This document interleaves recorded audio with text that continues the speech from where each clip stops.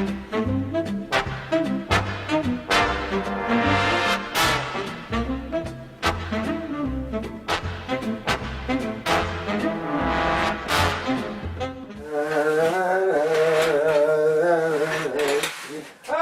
there he is. Hey, come on. What's your step?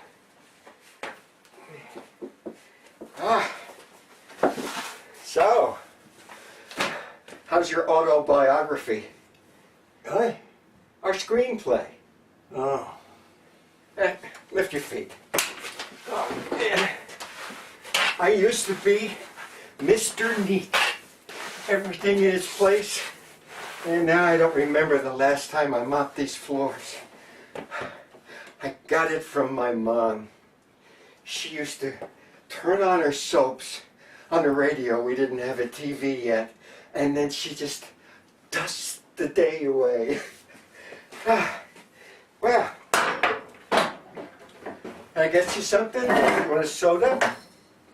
No.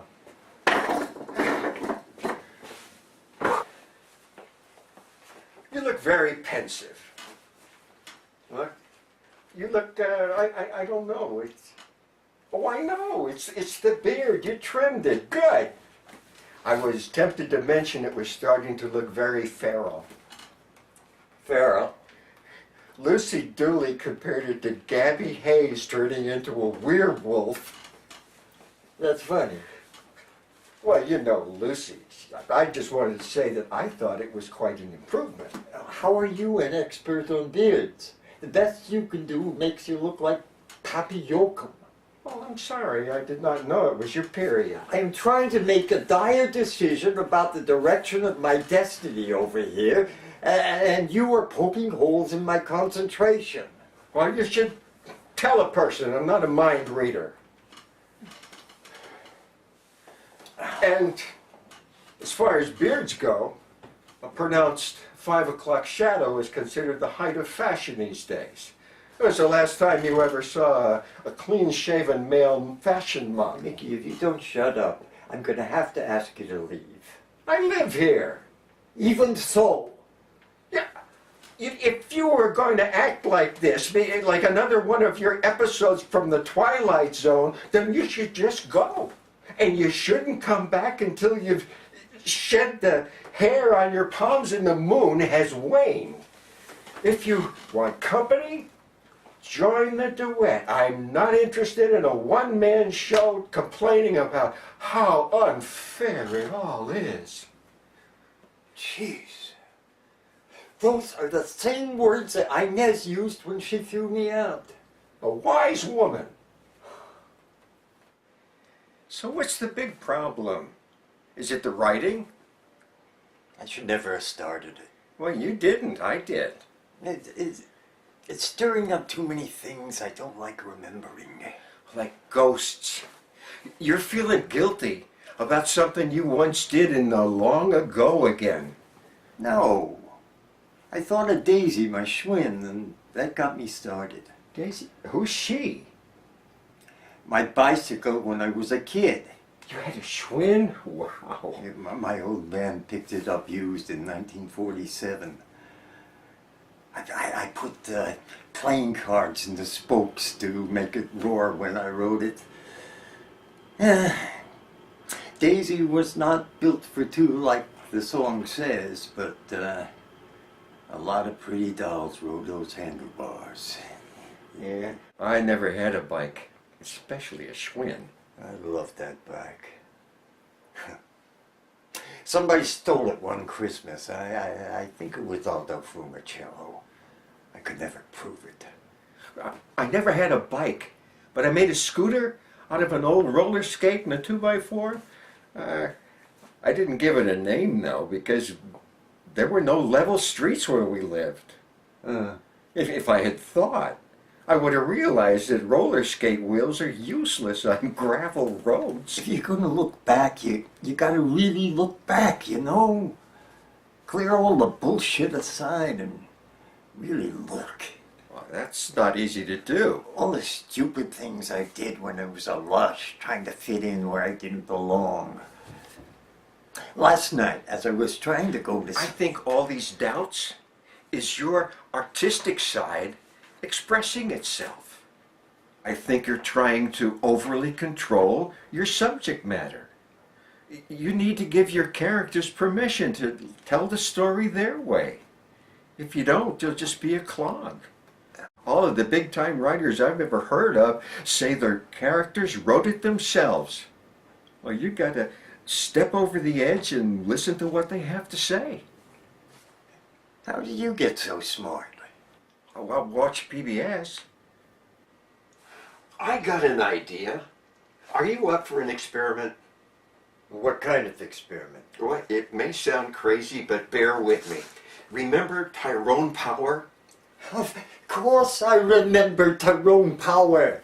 He was the best Zorro ever. Let me have that gold doubloon you carry. What for? Well, don't worry, you're going to get it back. Now, remember in The Razor's Edge, John Payne had these horrible headaches. Tyrone cured him by altering his mind. Now, I think this might work on your problem and let you see the past from a more positive perspective, all right? Okay. All right, give me your hand. Now, clench your fist. Now, close your eyes. Good. What do you... Now get quiet. Turn your palm downward and concentrate on the coin.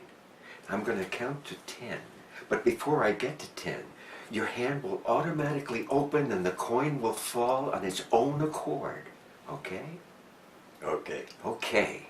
1, 2, 3, 4, 5. I'll be right back.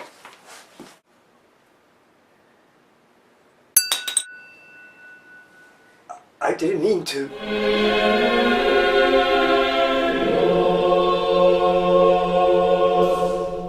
The old man was transferred to a town 30 miles into the mountains above Denver. I already had the beginnings of my mustache, so I looked a lot older than the others at my age. The Dodgers were still in Brooklyn, and I was stuck in a one-horse town without enough level ground to play catch. How do you do that? What? To talk without moving your lips. Are you a ventriloquist or something? I'm just thinking out loud. Who are you? I'm you. I'm your Uncle Patsy. That's my name. I know. Well, how come I never met you? You're the first person in Dad's family that I ever met. What's that glove you got there? My trapper mitt. It's like Ferris Fane's. He's my favorite player. Even though I root for the Dodgers, but...